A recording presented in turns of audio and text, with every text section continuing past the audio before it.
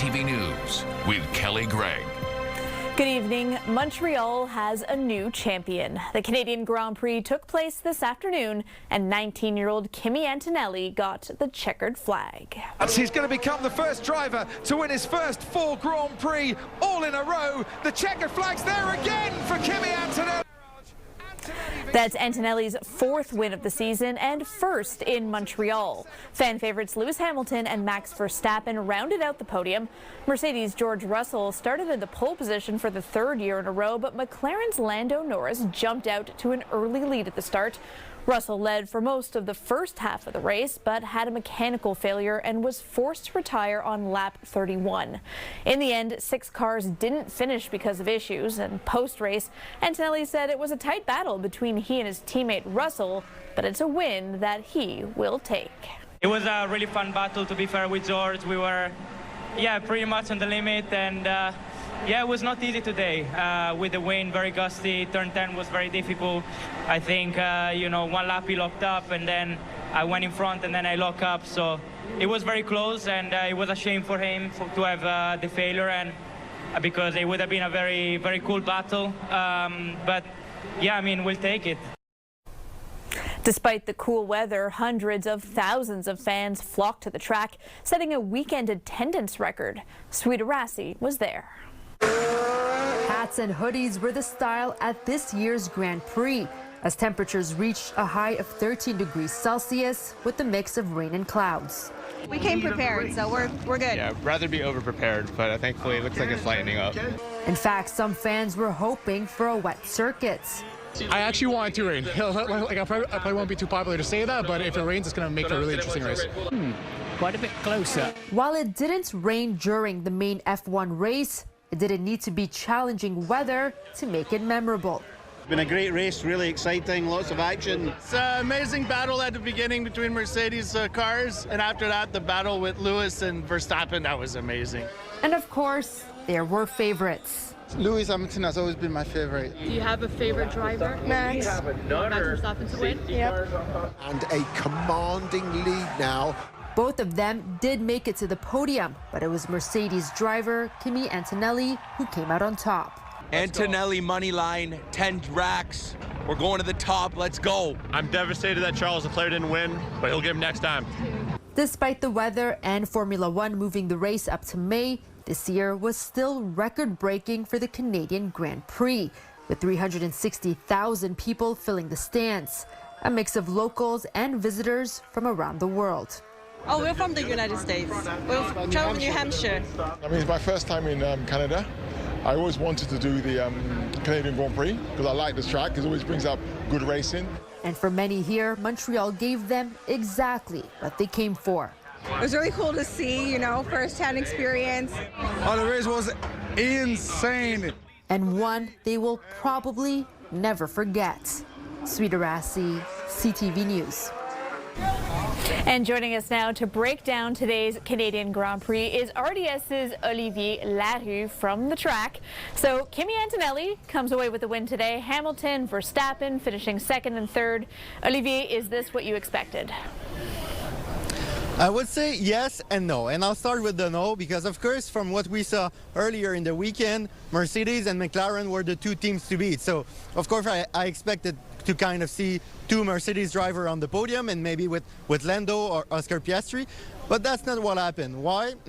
I'm not so surprised because Montreal, the Circuit Gilles Villeneuve, kind of always gives opportunity for drivers to gain some places.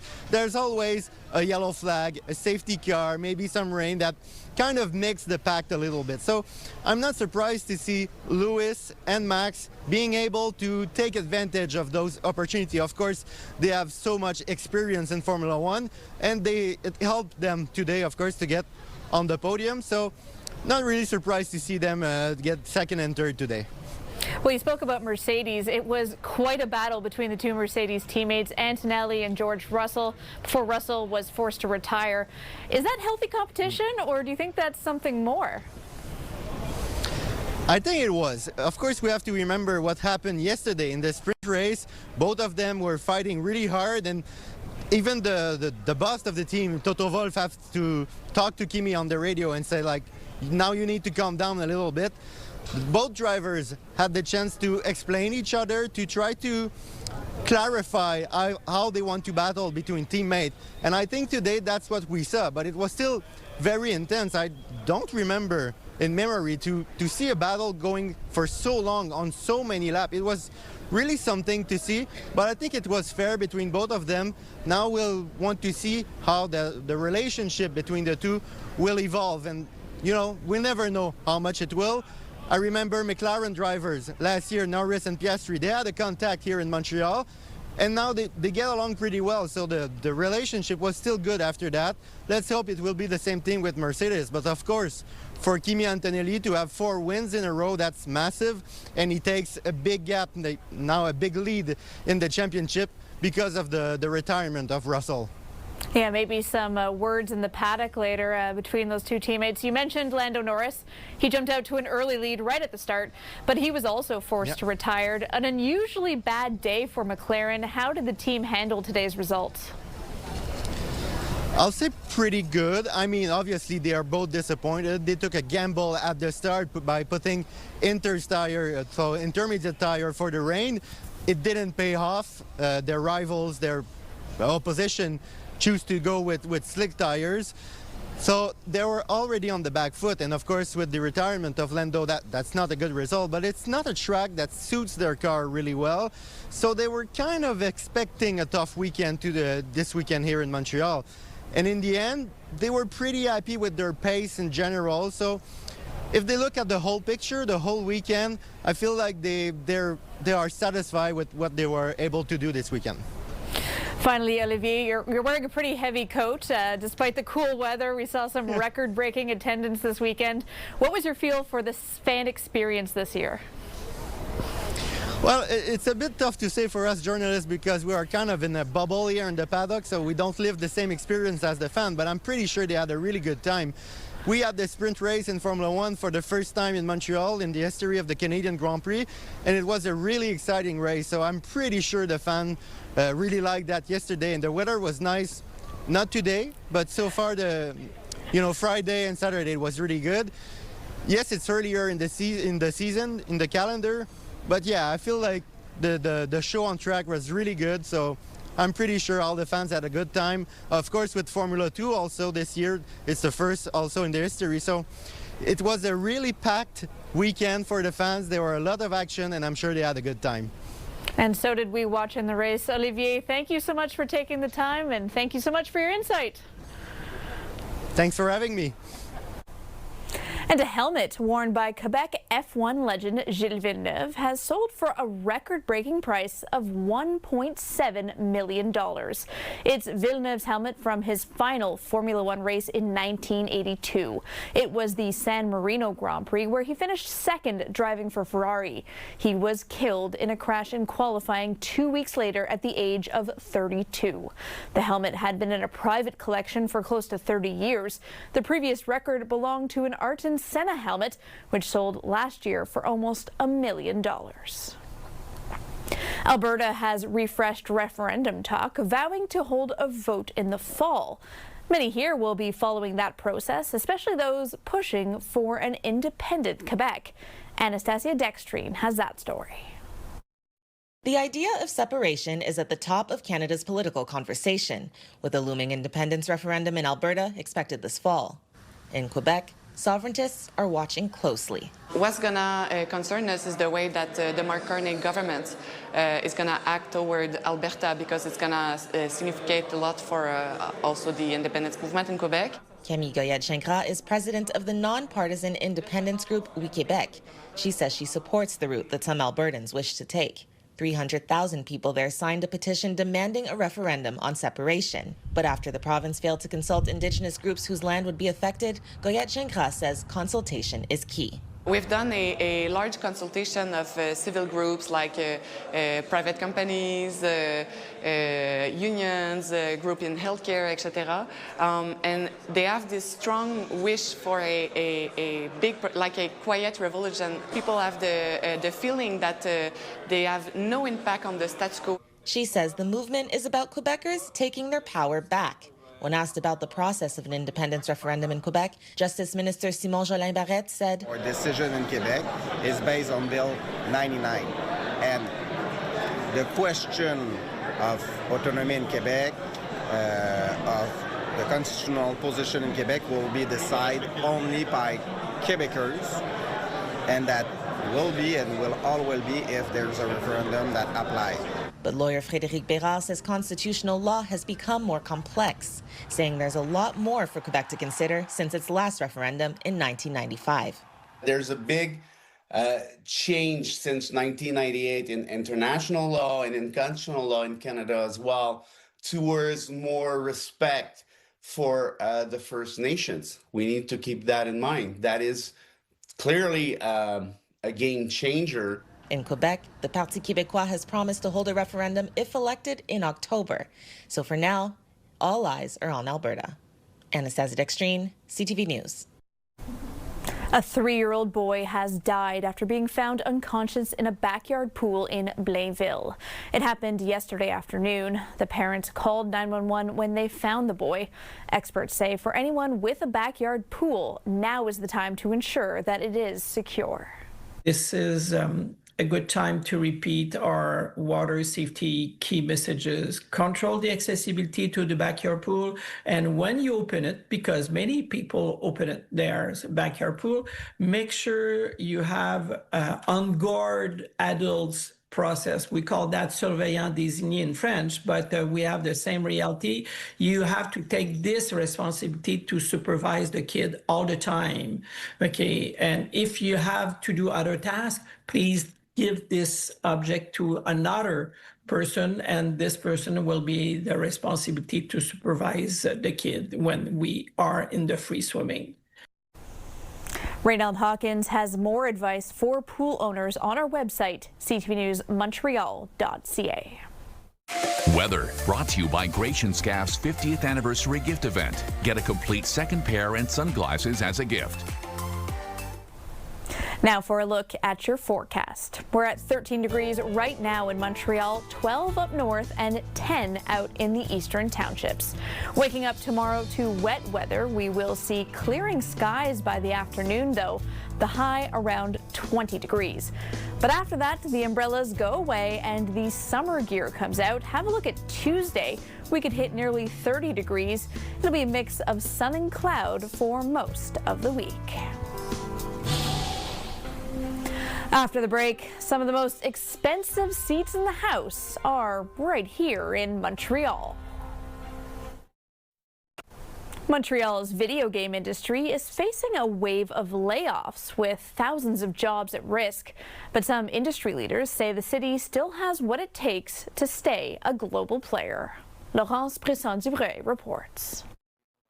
The reset button is being hit across Montreal's gaming industry. Studios are scaling down, some projects are being scrapped, and workers are feeling the impact. Jean-Jacques Hermance of the Quebec Video Game Guild estimates 1,000 jobs have disappeared in just 6 months. He says after years of rapid growth during the pandemic, many companies are now cutting back. After the pandemic, we've seen kind of a slowdown of the investment and a restructuring of some of the projects. And so they're being more prudent in the way that they spend their money. He says companies are also changing how they hire. Instead of keeping staff between projects, many are letting people go and rehiring later. That leaves more experienced workers chasing fewer jobs. Mark McLean of investment agency Montréal International says it's a global phenomenon. But he says Montreal stands out, still attracting interest from international players. We want to make sure the ecosystem is strong and everyone has opportunities here. And we do because our level of talent in Montreal. McLean says the city's growing AI sector could also help keep it competitive. That will, again, separate us and keep us world-class and one of the best ecosystems in the world for development. But there are growing questions about what AI could mean for jobs in the industry. Hermance says the impact isn't clear yet. We do expect that there's going to be an impact. Now, what's the impact? How does it impact the competencies that we're looking for? How does it impact the number of employees within the industry? We're looking at that very diligently. Still, Hermance believes Montreal can remain a global gaming hub. But we need to get better at selling our games, at at being able to be better recognized for what we do. And so I think this is what we're pushing on. The hope now is that the industry can find its footing again. Laurence Brisson-Dubreuil, CTV News. The average Canadian's ticket price for this playoff run has now reached $1,365, and that doesn't include service fees. It's the second most expensive seat for a postseason this month, right behind watching the New York Knicks play at the iconic Madison Square Garden. Getting in there will set you back an average of just over $1,800. The data was compiled by ticketing technology company Victory Live, and the full breakdown can be found on our website. After a stop in Montreal, the FIFA World Cup trophy was in the nation's capital today, and Prime Minister Mark Carney was there to greet it. In 2012, Canada was 112th in the world. Now we're one of the top 30. That's a 75% increase. I'm an economist. It's a 75% increase. Carney had the chance to pose with and hoist the trophy ahead of the start of the tournament in June.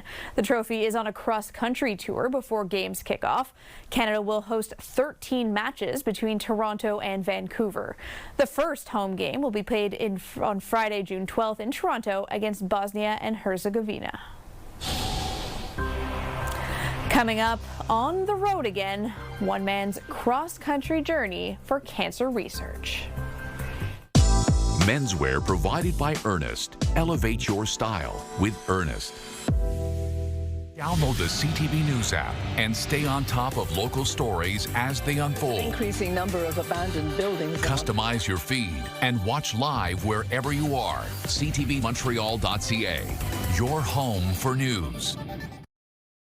For breaking news and local news that matters to you, download the CTV News app right now by scanning the QR code on your screen using your smartphone. Or you can also go to our website, ctvnewsmontreal.ca. A 20-year-old cancer survivor who's hitchhiking across Canada is now in Montreal. He's raising money following in the footsteps of Terry Fox. Derek Haggart has that story. I have no clue what I'm doing, but it seems pretty straightforward. When Quinn Strang's father heard about his son's plan to hitchhike across Canada, he thought he was joking. I didn't quite frankly believe him. I thought he was just, throwing this out. And the more he talked about it, the more I said, okay, this kid's actually going to do this. Quinn started his cross-country trek in St. John's on May 17. Well, I've met some amazing people. I've been lucky enough to have people reach out for drives, so I'm getting a mix of sticking my thumb out and a little bit of people reaching out for drives as well. But it's not a coming-of-age adventure for the 20-year-old. Quinn is a cancer survivor. He's hitchhiking to raise $100,000 for cancer research in the IWK Health Center in Halifax. The plan? Follow Terry Fox's route and then go all the way to the Pacific. At age 15, Quinn discovered he had stage 4 Ewing sarcoma. That spread through my lungs and my lymph nodes, and I had about a 15% chance to live, I think. And I trucked through it, I beat it. But the cancer came back his senior year, and he had a femur transplant after graduation. It was tough. I had the easy job. I was just there to support him. If I could have taken his pain away every day, I would have. A short break in his hometown last week before hitting the road again. He knows the risks. I mean, there's definitely always a concern, just like anything else in life, right? But I haven't had the slightest problem so far. While they don't condone hitchhiking, the Strangs believe it'll bring attention to the cause. I'm pretty impressed and honored to have him as a son. As for how he'll get back home? Yeah, I figure once I hitch across Canada, I'm going to want to get home pretty quick. So, yeah, I'm just going to wait in the airport till I get the first flight back to Moncton. The hope to be back to his pets and his father by mid-June. Derek Haggett, CTV News, Moncton. Taking a final look at the forecast now, we're still sitting at today's high, 13 degrees in Montreal. It was a cool one, 14 in Quebec City and 10 out in the eastern townships. Rain in the forecast for tomorrow morning, but it doesn't stick around all day. We'll see clearing skies by the afternoon before the return of some warmer weather midweek. We could see a high of 28 on Tuesday and a mix of sun and clouds for most of the week. That wraps it up for us tonight. For the latest news, you can always head to our website. Thank you so much for joining us. Have a great evening and take care of each other.